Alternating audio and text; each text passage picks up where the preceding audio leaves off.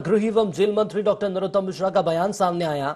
हिंदू महासभा के नेता के कांग्रेस में शामिल होने पर मंत्री डॉक्टर नरोत्तम मिश्रा ने कहा कि कांग्रेस गोडसे की का पुजारी अब कांग्रेस की सवारी। इससे कांग्रेस का दोहरा चरित्र समझ में आता है। कांग्रेस के लिए गांधी के नाम पर सिर्फ तथाकथित गांधी ही हैं। राष्ट्रपिता गांधी, अंबेडकर जी, सरदार पटेल इनके लिए वोटों तक ही सीमित है।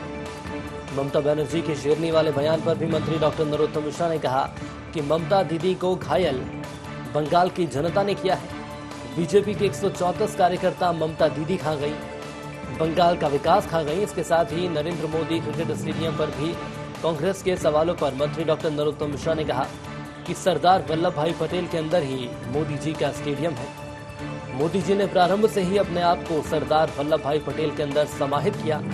इसके साथ ही बढ़ते कोरोना संक्रमण पर गृह एवं जेल मंत्री ने कहा कि मध्य प्रदेश की सीमाओं के 12 जिलों में अलर्ट घोषित किया गया है।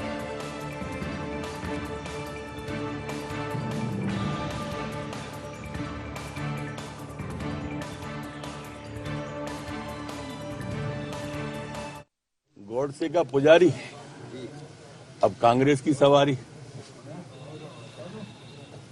दरअसल इससे कांग्रेस का दोहरा चरित्र समझ में आता है। इनके लिए गांधी के नाम पर इंदिरा गांधी, राहुल गांधी, राजीव गांधी, जो सो कॉल्ड गांधी हैं, तथाकथित गांधी हैं, वो ही हैं। बाकी जो राष्ट्रपिता गांधी हैं वो इनके लिए सिर्फ वोटों तक ही सीमित है। जैसे अंबेडकर जी इनके लिए सिर्फ वोटों तक ही हैं, जैसे सरदार पटेल इनके लिए वोटों तक ही है। आज तक नेहरू गांधी परिवार का कोई भी व्यक्ति सरदार पटेल की प्रतिमा पे नहीं गया है, जो स्टैचू बना है उस घायल जनता ने किया है। और शेरनी या जो भी कहा है उनने, वो इसीलिए कहा होगा कि पूरे पश्चिम बंगाल का विकास खा गई, 134 भाजपा के कार्यकर्ता खा गई। तो स्वाभाविक रूप से जिनके मुंह खून लगा होता है वो ऐसे ही जानवर से तुलना करते हैं। आत्मघाती होगा वो खुद ही गोल कर लेंगी। वो सरदार वल्लभ भाई पटेल परिसर ही है जिसके अंदर मोदी जी का स्टेडियम है। मोदी जी ने प्रारंभ से ही अपने आप को सरदार पटेल में समाहित किया हुआ है, इसलिए उस परिसर के साथ ही उसका उद्देश्य भी समझ में आता है कि मोदी जी और पटेल एक ही हैं। मध्य प्रदेश की सीमाओं पर अलर्ट कर दिया है। 12 जिले हमारे ऐसे हैं जहां हमने अलर्ट किया है। थर्मल स्क्रीनिंग, स्वास्थ्य परीक्षण के बिना अभी आने जाने को देखा जा रहा है। जहां तक सवाल नाइट लॉकडाउन का है, जनता को उसके प्रति आगाह और अलर्ट करने के दृष्टि से ऐसा तय किया है कि कल होने वाली बैठक में नाइट कर्फ्यू पर हम विचार करेंगे। खासकर भोपाल और इंदौर जैसे शहर जो हैं,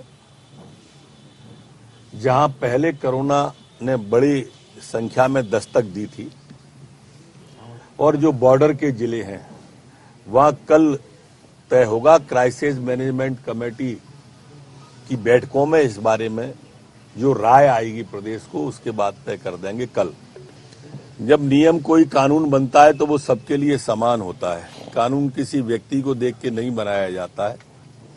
हमारे लिए माननीय हो या जन हो, हमारे लिए सभी माननीय है। आम जनता भी सम्माननीय है और सभी के स्वास्थ्य का ध्यान मध्य प्रदेश की सरकार रखती है। एकमात्र मध्य प्रदेश की सरकार ऐसी सरकार है हिंदुस्तान में जिसने शासकीय के साथ साथ प्राइवेट चिकित्सालय भी जनता के लिए खोल के रखे दरवाजे, और प्राइवेट चिकित्सालय में मतलब फ्री फॉर ऑल कर दिया था, लेकिन जनता की प्राथमिकता पहले रखी थी। अब कांग्रेस पार्टी पे भरोसा नहीं रहा। जैसे जैसे उनका भरोसा जनता का उनमें घट रहा है, उनका ईवीएम में घट रहा है। जहां जीत जाते हैं वहां मौन हो जाते हैं, जहां हार जाते हैं वहां ईवीएम खराब है।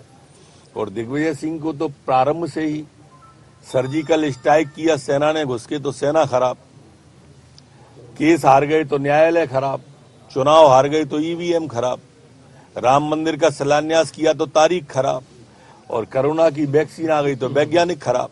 दो विभागों के बीच चलने वाली प्रक्रिया है, इसमें ऐसा कुछ नहीं है। उन्होंने नोटिस दिया है, ये भर देंगे। जनता को परेशान नहीं होने देंगे, आप उससे निश्चिंत रहो। ये बात आप नहीं पूछ पाओगे कि जनता परेशान हो गई।